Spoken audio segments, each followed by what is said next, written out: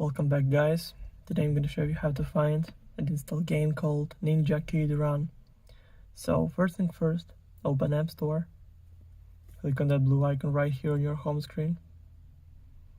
Then make sure that you log in on your Apple ID account.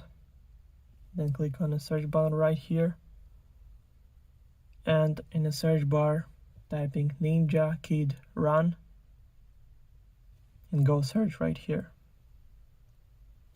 Then scroll down a little bit until you find the game. So click on that, then click Get, then Install, then confirm installation through Face ID or Touch ID or using password from your Apple ID account. So now it's all done. The game is 213.3 megabytes.